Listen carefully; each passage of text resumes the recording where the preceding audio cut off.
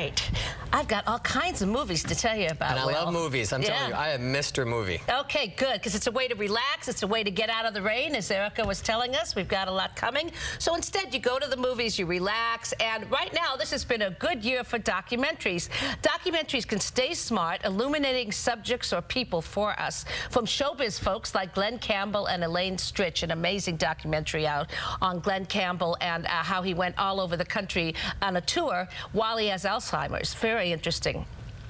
Also, a documentary about wild places like the Galapagos affairs. Satan Came to Eden. That's my favorite. We get to travel and learn with this genre of nonfiction filmmaking. So let's zip up for weather 60 degrees below zero and fasten your seatbelts for the Antarctica, a year on ice.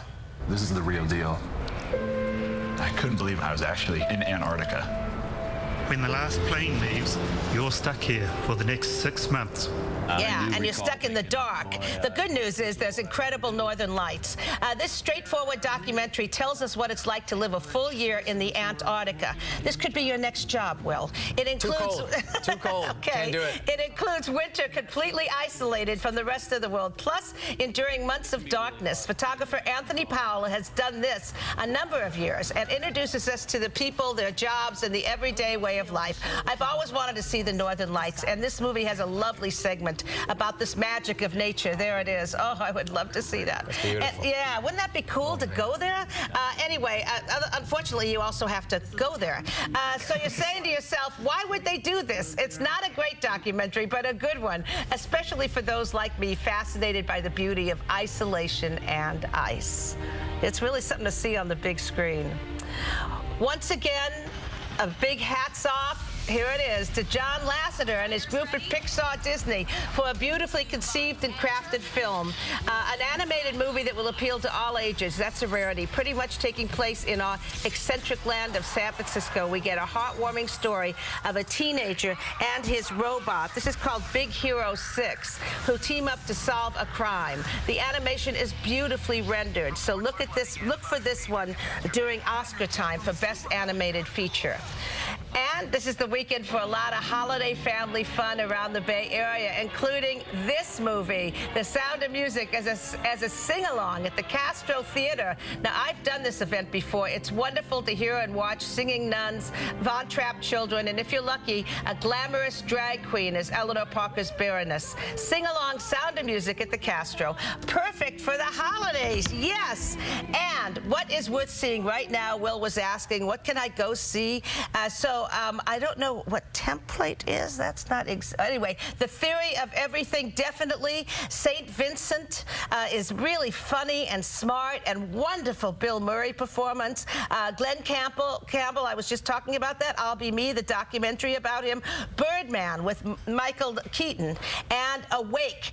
That would be, the Awake is more a DVD, so we'll get to that in just a moment. But anyway, those are a few things to see on the big screen. My favorite movie that's coming up is The Imitation Game. It'll be up in 2 weeks. Please go see it. It's my favorite movie of the year.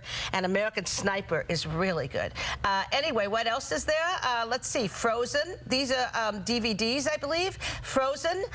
Fury. Fury is amazing. It's a real war movie, a World War II movie. That's already out on DVD? Yes, it just came out, and it's very well done. Tammy and Planes. That's another one from John Lasseter.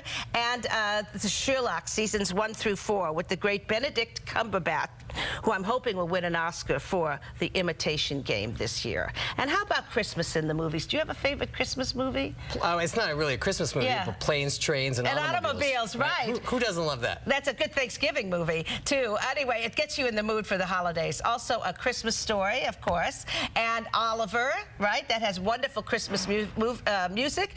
And also Scrooged, about a network TV executive played by Bill Murray. Scrooged, it's really well done. And then The Muppet Christmas Carol and Bad Santa. And Bad Santa is it's full of horrible language, really disgusting and vulgar. I liked it a lot. It's nothing like The Newsroom, trust me. Trust me. I've worked in news in 21 years. That's clean. Anyway, Bad Santa, not for kids.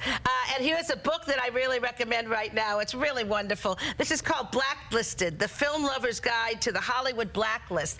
During the 1950s, the end of the 40s and the 50s, we had the McCarthy era in Hollywood. A lot of people had their lives destroyed by being falsely accused of being a communist. Anyway, this is a real good book about all the movies you never knew, like Lawrence of Arabia, The Thin Man, that actually had a lot to do with the Hollywood blacklist. Blacklisted, The Film Lover's Guide to the Hollywood Blacklist. Definitely worth checking out. So there's all kinds of things to do. You know what? I'm going to record my family get-together, and we'll do The Sound of Music, the Von Tran family. Okay. You'll like that one. That sounds good. You'll be plugging your ears, believe me. But your twins will be great in that. I love Christmas. I mean, it's the best time of year. So thank you, Jan, always for giving us deep knowledge on movies to watch and what not to watch. We'll be right back.